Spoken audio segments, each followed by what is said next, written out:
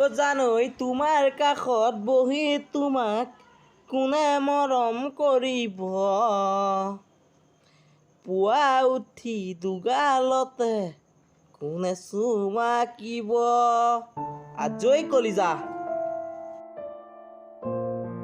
ক'ত বগাব যা এই ৰমেনকাই দোকানৰ ওচৰৰ পৰা ওলাই আহোঁগৈ যা বাগৰিবলৈ আজি ভাত ভালকৈ খুৱাম বাপে এটাতো কাম সাৰেই নাই ঘৰত দাইল চাউল আছেনে নাই আনৰ ঘৰৰ পদূলিয়ে মদ খাই ঘূৰিহে ফুৰে তই বাগৰি ফুৰিব হৈছে আৰু আজি দিনটোলৈ ঘৰখনত শান্তিয়ে নোহোৱা হৈ গৈছে ক'ত শান্তি পাবি যা তোকো বাপেৰে লোকৰ ঘৰৰ পদূলিয়ে ঘূৰিহে ফুৰিবলৈ লাগে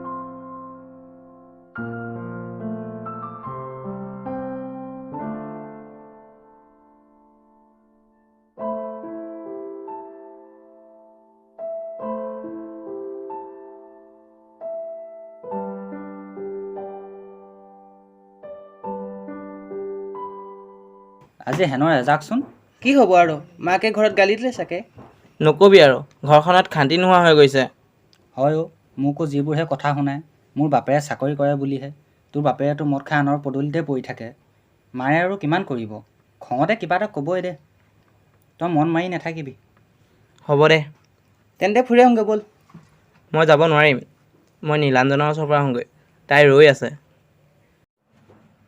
ঐ বেয়া নাপাবি আকৌ তই নাই পোৱা হ'ব দে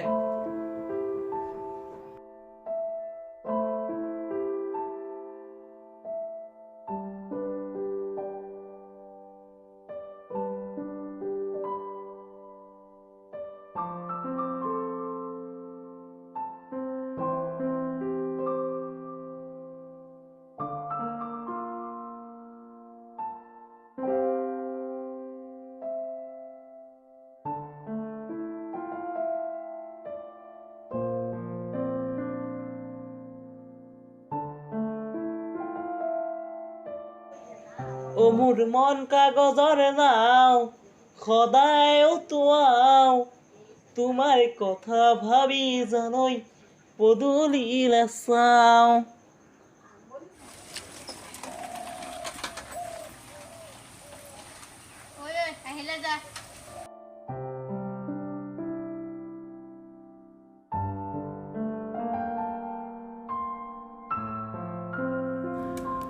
বহু দেৰি ৰখিলি নেকি কোনদিনানো মই তোৰ কাৰণে ৰখিব লগা হোৱা নাই চৰি আজিৰ পৰা দেৰি নহয় আৰু একেটা কথাকে শুনি মোৰ আমনি লাগিছে হ'ব দে চৰি আজিৰ পৰা চৰি কৰাৰ প্ৰয়োজন নাই কিয় মোৰ ঘৰত বিয়া ঠিক হ'ল ল'ৰাজনে বোলে চৰকাৰী চাকৰি কৰে তই কি ক'লি মইনো কি ক'ম আৰু ঘৰত মা দেউতাই যি ভাল দেখে চব ছোৱালীৰ এটা সপোন থাকে এখন ভাল সংসাৰ গঢ়ি তোলা এখন ভাল ঘৰত যোৱা মোৰো সেই সপোন আছে কিন্তু তোৰ লগত চাগে মোৰ সেই সপোন পূৰা নহ'ব কাৰণ তোৰ দেউতাৰ সকলোৱে পদূলিয়ে মদ খাই পৰি থাকে সকলোৰে মুখে এই কথা চৰি আজিৰ পৰা মোক লগ কৰাত ট্ৰাই নকৰিবি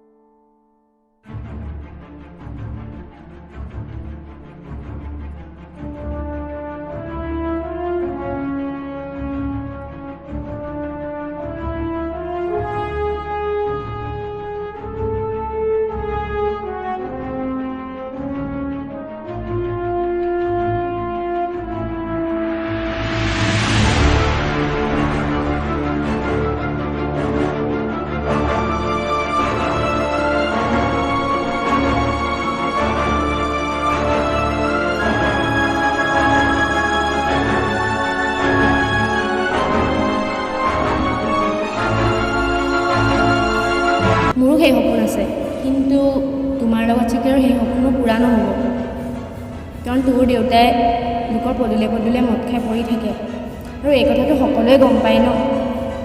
আমাৰ এই সম্পৰ্ক কথা ঘৰত মানি নলয়, সেইবাবে মই মোৰ ঘৰৰ পৰা ঠিক কৰা ল'ৰাজনৰ লগতে বিয়াত বহিম। চৰি, মোক পাহৰিবলৈ চেষ্টা কৰ। আজিৰ পৰা আৰু মোক লগ কৰাৰ চেষ্টা নকৰিবি।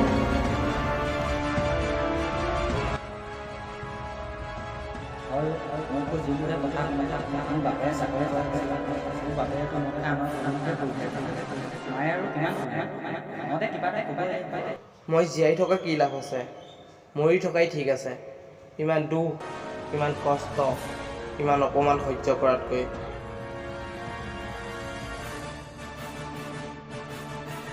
নাই, মই এনেকুৱা ভুল কেতিয়াও কৰিব নোৱাৰোঁ। জীৱনটো কেৱল মোৰ নহয়, মোৰ জীৱনটোৰ লগত বহুতৰ সম্পৰ্ক জড়িত হৈ আছে, বিশেষকৈ মোৰ মা। মোক লৈ মাৰ কিমান সপোন আছিল, সেই সপোনবোৰ আধৰুৱা কৰিব নোৱাৰোঁ মই।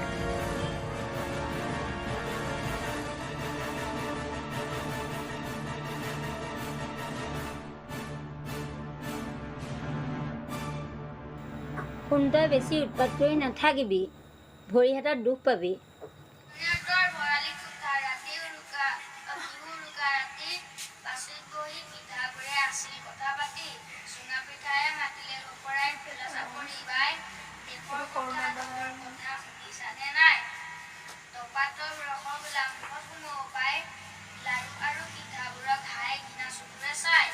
শুন, তই ভালকৈ পঢ়, বাপেৰৰ নিচিনা নহবি।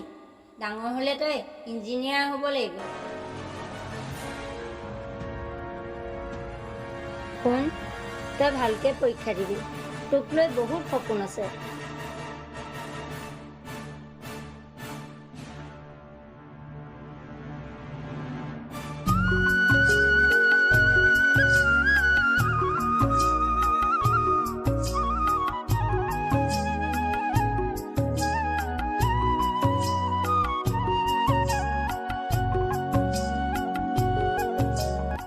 মা, মোক ক্ষমা কৰি দিবা।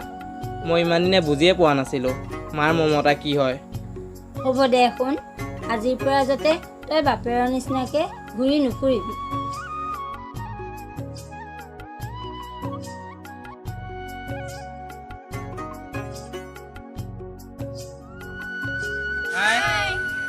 যদি আমাৰ ভিডিঅ'টো চাই ভাল পায়, লাইক কৰিব, কমেণ্ট কৰিব, শ্বেয়াৰ কৰিব, ছাবস্ক্ৰাইব কৰিবলৈ নাপাহৰিব। আৰু আমাৰ ছেকেণ্ড খণ্ড অতি সোনকালে আহি আছে। যিসকলে চেনেলটো ছাবস্ক্ৰাইব কৰা নাই, অতি সোনকালে ছাবস্ক্ৰাইব